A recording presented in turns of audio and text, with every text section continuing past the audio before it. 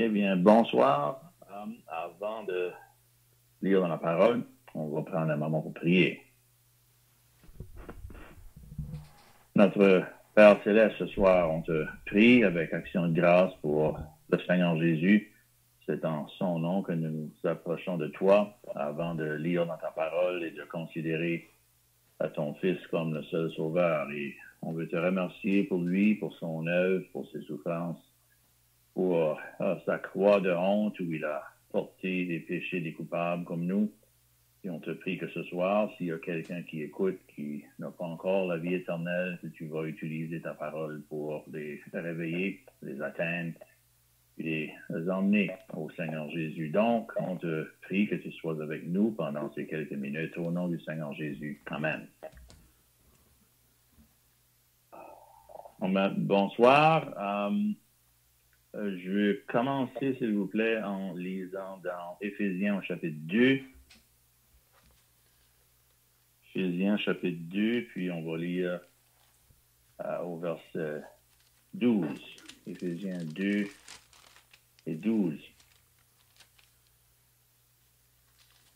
Souvenez-vous que vous étiez en ce temps-là sans Christ, privés du droit de cité en Israël, étrangers aux alliances de la promesse, sans espérance et sans Dieu dans le monde.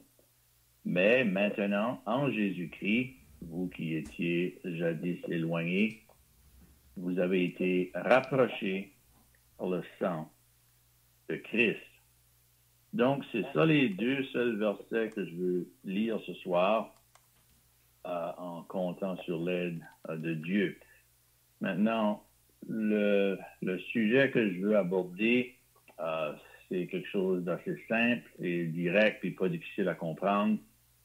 C'est, je veux considérer le salut par rapport à ces deux expressions ici qu'on a lues dans le passage. On a lu dans le verset 12 à propos de ceux qui sont sans Christ, puis on a lu au verset 13 à propos de ceux qui sont en Christ, donc en Jésus-Christ ou en Christ. Ces paroles ici sont écrites à des chrétiens, mais l'auteur leur parle évidemment du temps dans leur vie avant qu'ils étaient sauvés. Donc c'est pour ça qu'il leur dit au verset 12, souvenez-vous que vous étiez en ce temps-là, c'est-à-dire avant que vous étiez sauvés, vous étiez en ce temps-là sans Christ. Mais au verset 13, il leur parle maintenant qu'ils sont sauvés et il est décrit comme étant en Christ. Donc, les deux expressions-là, sans Christ puis en Christ, sont les deux seuls états, les deux seules conditions dans lesquelles une personne peut se trouver devant Dieu. Maintenant, qu'est-ce que ça veut dire être sans Christ puis être en Christ? Ben, être sans Christ, c'est tout simplement une manière de dire être sans sauveur. C'est une manière de dire de n'être pas sauvé. Sans Christ, ça veut dire être encore dans nos péchés. Sans Christ, ça veut tout simplement dire que nos péchés n'ont jamais été pardonnés. Être sans Christ, ça veut dire qu'on n'est pas en route pour le ciel, mais tristement, on est en route vers l'enfer, le jugement de Dieu. Être sans Christ, c'est ça que ça veut dire, c'est ça que ça comprend, c'est ça que ça implique. Donc, tous ceux qui n'ont pas un moment de leur vie où ils ont été sauvés, ils sont encore et toujours sans Christ. C'est impossible de venir au monde étant sauvé. C'est impossible de commencer notre vie sur cette terre en étant en Christ. On est tous nés dans le péché, on est tous nés des pécheurs, puis on est tous nés dans une condition qui nécessite qu'on a tous besoin d'être sauvés. À cause de nos péchés, puis à cause de notre nature de péché qui est en nous, on est sans Christ. Puis on a besoin d'être sauvés. Maintenant, être en Christ, ça veut dire quoi? Ben, ça veut dire le contraire de tout ce qu'on vient d'expliquer. Être en Christ, ça veut dire être sauvé. Être en Christ, ça veut dire avoir nos péchés pardonnés. Être en Christ, ça veut dire qu'il y a un jour dans notre vie où le Seigneur Jésus est devenu notre Sauveur, puis où on a commencé notre chemin pour le ciel. Donc, être en Christ, ça veut dire avoir le Seigneur Jésus-Christ comme Sauveur, puis être en route pour le ciel. Ça veut dire avoir la vie éternelle. Donc, ce soir, moi, je ne sais pas qui est sur cet appel, mais si vous êtes sans Christ, ça veut dire que vous avez besoin d'être sauvé. Si vous êtes en Christ, ça veut dire qu'il y a un moment dans votre vie où vous avez été sauvé. Donc, c'est lequel des deux pour vous? C'est soit l'un ou l'autre. Il n'y a absolument rien en dehors de ces deux possibilités-là, puis il n'y a rien entre ces deux possibilités-là. On ne peut pas avoir un pied de chaque côté de la clôture. On ne peut pas être à moitié en Christ, puis l'autre moitié sans Christ. C'est pas comme ça que ça marche. C'est soit qu'on est sans Christ, puis dans nos péchés, puis en route vers les temps de feu, ou bien qu'on a un moment dans notre vie où on a été sauvé, puis qu'on est en Christ, puis que nos péchés ont été pardonnés par le Seigneur Jésus, puis que depuis ce moment-là, on a la vie éternelle. Donc, c'est les deux seules possibilités, c'est les deux seules conditions dans lesquelles vous et moi, nous pouvons nous trouver ce soir. Donc, si vous n'avez jamais eu ce moment-là dans votre vie, un moment unique, un moment clair, un moment spécifique, et un moment qui arrive seulement une fois dans la vie d'une personne, ce moment-là où vous avez reçu le Seigneur Jésus et cru en lui, en vous repentant de vos péchés puis en plaçant votre confiance en lui pour être sauvé. Si vous n'avez pas ce moment-là, ça veut dire tout simplement que vous êtes toujours et encore sans Christ. Maintenant, ça implique quoi être sans Christ? C'est pas juste quelque chose d'anodin ou quelque chose qui n'est pas si important que ça d'être sans Christ. Être sans Christ, c'est la pire condition, c'est le pire état, c'est la pire situation dans laquelle une personne peut se trouver. Être sans Christ. Pourquoi? Ben, parce que, évidemment, être sans Christ, c'est pas juste quelque chose qui a des conséquences pour une personne aujourd'hui. C'est pas juste quelque chose qui a des conséquences pour une personne pendant sa vie ici-bas sur la terre, peu importe combien d'années qu'une personne va vivre. Mais être sans Christ, c'est quelque chose qui a des conséquences éternelles. C'est quelque chose qui a des conséquences au-delà de cette vie, au-delà de la mort, puis des conséquences qui durent à jamais. Donc, être sans Christ, ça implique quoi? Ben, Jean chapitre 3, verset 36, le Seigneur Jésus nous dit ceci, que celui qui croit au Fils de Dieu a la vie éternelle. Mais celui qui ne croit pas au Fils de Dieu ne verra point la vie, mais la colère de Dieu demeure sur lui.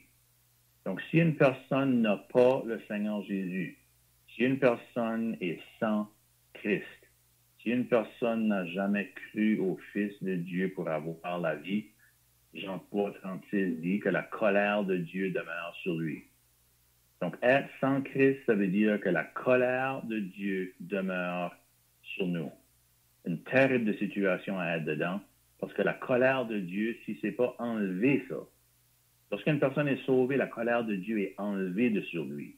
Mais si on n'est pas sauvé, la colère de Dieu demeure sur nous, puis elle va demeurer sur nous éternellement si on meurt de cette condition-là.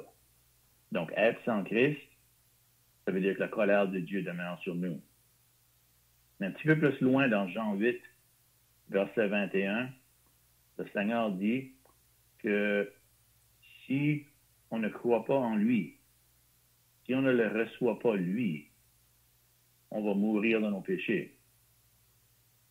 Donc, être sans Christ, ça veut dire qu'on va mourir dans nos péchés. Vous savez, les deux seules, comme on a dit tantôt, les deux seules conditions dans lesquelles une personne peut se trouver, c'est soit être en Christ ou sans Christ. Ou il y a d'autres passages qui expliquent ça comme ceci. Être dans le Seigneur, qui veut dire être sauvé, ou bien être dans nos péchés, qui veut dire être pas sauvé.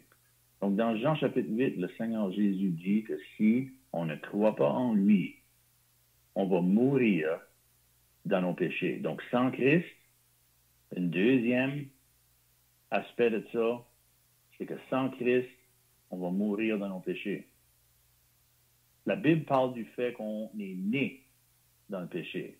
David parle de ça dans les psaumes. Dans Romains chapitre 6, ça nous parle de ceux qui vivent dans le péché. Puis, le Seigneur Jésus lui-même, dans Jean 8, parle de ceux qui meurent dans leur péché.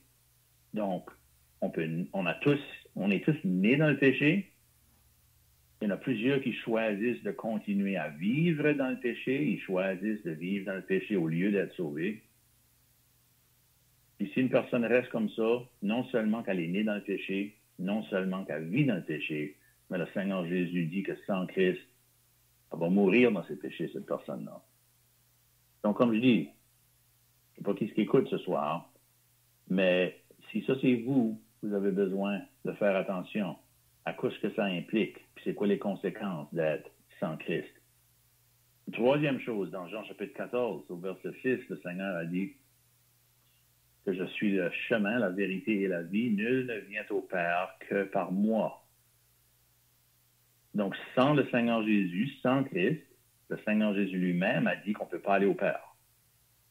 Donc, sans Christ, on ne peut pas aller au ciel. La seule place qu'il y a à part du ciel, c'est l'enfer. Donc, si on ne va pas au ciel, on va en enfer. Sans Christ, le Seigneur Jésus a dit, on ne peut pas aller au Père, on ne peut pas aller au ciel. Il y a des personnes qui pensent qu'ils peuvent se rendre au ciel d'une autre manière, mais le Seigneur Jésus a dit que si on essaye de se rendre au ciel sans passer par lui et par lui seul, on ne pourra jamais y aller. Donc, sans Christ, on ne peut pas aller au ciel. Dans Actes chapitre 4 et le verset 12, ça dit ceci, qu'il n'y a de salut en aucun autre que le Seigneur Jésus, car il n'y a sous le ciel aucun autre nom qui a été donné parmi les hommes, par lequel nous devions être sauvés. Donc, ce verset-là nous dit clairement que sans Christ, on ne peut pas être sauvé.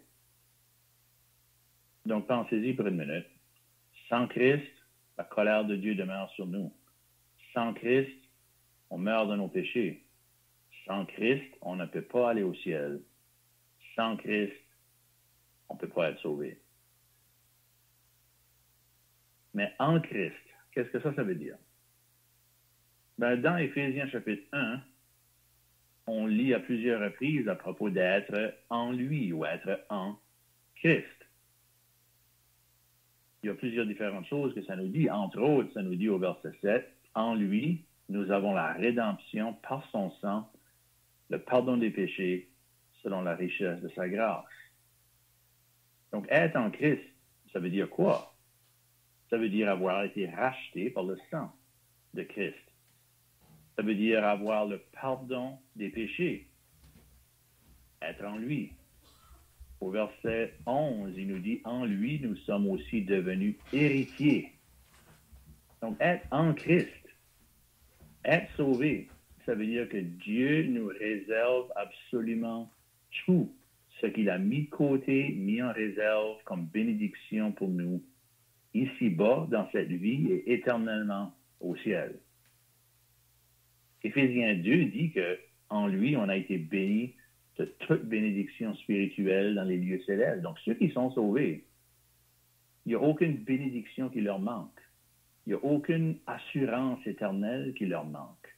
Dieu a tout réservé puis tout donné. De toutes les bénédictions que Dieu peut donner à quelqu'un, Dieu les réserve et va les donner entièrement à ceux qui sont en Christ. Donc, êtes-vous en Christ ce soir? Êtes-vous sauvés? Au verset 13, ça dit, en lui, vous aussi, après avoir entendu la parole de la vérité, l'évangile de votre salut, en lui, vous avez cru et vous avez été scellés du Saint-Esprit qui avait été promis. Donc, ceux qui sont en Christ, une autre chose qu'ils ont, c'est qu'ils sont scellés du Saint-Esprit. Ça veut dire quoi, ça va être scellé du Saint-Esprit? Quand Dieu sauve une personne, le Saint-Esprit vient habiter dans cette personne-là. Puis ça, c'est une garantie de la part de Dieu, que Dieu appartient à cette personne-là qui l'a sauvée, puis que Dieu va venir la chercher, puis avoir le être scellé du Saint-Esprit, ça garantit que je vais être au ciel éternellement avec Dieu. Ça garantit que je lui appartiens. Ça garantit qu'il m'a racheté parce qu'il a mis en moi, puis dans tous ceux qui sont en Christ, il a mis en nous un sceau, une marque qui certifie qu'on est à lui, puis qu'il va venir nous chercher, puis qu'on va être auprès de lui éternellement. Puis ça, c'est réservé seulement à ceux qui sont en Christ. Ceux qui sont sans Christ n'ont rien de ça. Aucune espérance. Parce que comme on a lu dans Éphésiens 2, ça dit justement que ceux qui sont sans Christ, ils sont quoi? Bien, ils sont étrangers à toutes les bénédictions de Dieu. Ils sont sans espérance, puis sans Dieu dans le monde. Donc, si vous n'avez pas ce moment-là où vous avez été sauvés, c'est-à-dire s'il n'y a pas ce moment-là dans votre vie où vous avez passé d'être sans Christ à être en Christ, s'il n'y a pas ce moment de salut-là dans votre vie, ça veut dire que vous êtes sans espérance. Ça veut dire que vous êtes sans Dieu. Ça veut dire qu'il n'y a aucune bénédiction éternelle qui vous attend.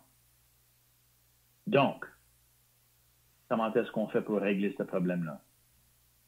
C'est quoi la solution? Comment est-ce qu'une personne fait pour passer d'être sans Christ à être en Christ? On n'a pas besoin de chercher loin. Parce qu'il dit dans le verset 13 d'Éphésiens 2, mais maintenant, en Jésus-Christ ou en Christ, vous qui étiez jadis ou autrefois éloignés, vous avez été rapprochés par le sang de Christ. Donc, c'est où la solution? C'est où le secret? C'est où la réponse? Il est où le salut? Le salut se trouve dans le sang de Christ. Et nulle part d'autre. Dans rien d'autre. Il n'y a absolument aucune autre chose, aucune autre personne, aucune autre solution. Il n'y a rien d'autre que le sang de Christ qui peut prendre une personne qui est sans Christ, une personne qui n'est pas sauvée, puis l'emmener dans cette position-là où maintenant elle est sauvée. C'est le sang de Christ. C'est la réponse. C'est le sang de Christ qui est la source du salut. Pourquoi? Qu'est-ce que ça veut dire, le sang de Christ? Ben, du début de la Bible jusqu'à la fin. La seule manière que le péché d'un pécheur peut être enlevé, c'est s'il y a une victime innocente qui meurt à sa place. Au début de la Bible, on a Adam et Ève, sa femme, qui pêchent contre Dieu. Et pour essayer de régler leurs problèmes, ben, ils essayent de cacher leurs péchés par leurs propres moyens puis leurs propres efforts.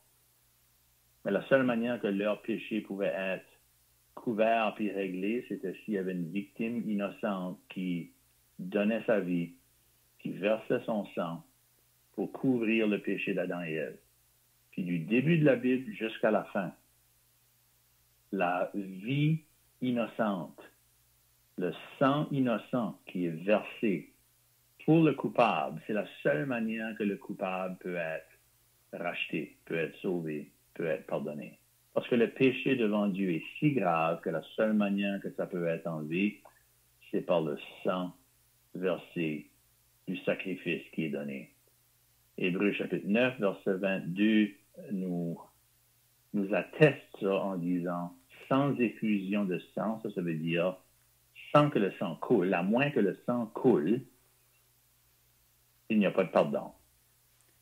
Donc, lorsque le Seigneur Jésus est mort à la croix, il n'est pas mort parce que les hommes ont triomphé de lui. Il n'est pas mort parce qu'il n'était pas capable de se défendre. Il n'est pas mort parce que les hommes ont réussi à trouver quelque chose en lui qui était digne de mort. Non, il n'est pas mort parce que lui-même avait fait quelque chose qui méritait la mort. Le Seigneur Jésus est mort parce qu'il a volontairement sacrifié sa propre vie. Il s'est volontairement donné lui-même, offert lui-même, sacrifié lui-même et livré lui-même à la croix, afin que, en donnant sa propre vie, lui qui était pur et parfait, comme ça dit dans l'Épître aux Hébreux au chapitre 7, qui était saint, innocent, sans tache, séparé des pécheurs, puis ensuite plus élevé que les cieux. C'était seulement une personne comme lui, une personne unique comme lui. Il n'y en a aucun autre comme lui. Ça prenait que lui donne sa vie et que son sang soit versé à la croix afin que nos péchés puissent être pardonnés, puis qu'on puisse passer d'être sans Christ à être en Christ, afin qu'on passe des ténèbres à la lumière, ou encore qu'on passe d'être dans nos péchés à être pardonné puis avoir la vie éternelle. Est-ce que ça veut dire comme ça que, étant donné que le Seigneur a donné sa vie, que tout le monde est automatiquement sauvé? Non, c'est pas ça que ça veut dire du tout. Parce que la Bible est claire que les seuls qui seront sauvés sont ceux qui vont placer leur confiance, croire dans l'œuvre du Seigneur Jésus-Christ à la croix, le recevoir comme leur sauveur personnel. Si une personne refuse d'accepter ce salut-là pour lui-même, même si le sacrifice du Seigneur Jésus est entièrement suffisant puis parfait pour sauver cette personne-là, si une personne n'accepte pas le Seigneur Jésus pour elle-même, elle va être sans Christ éternellement. Elle ne pourra jamais être sauvée. Donc ce soir, c'est ça le sujet de mon petit message. C'est ça, un résumé de l'Évangile. Puis, si ce soir, vous qui êtes à l'écoute, que vous n'êtes pas encore sauvés,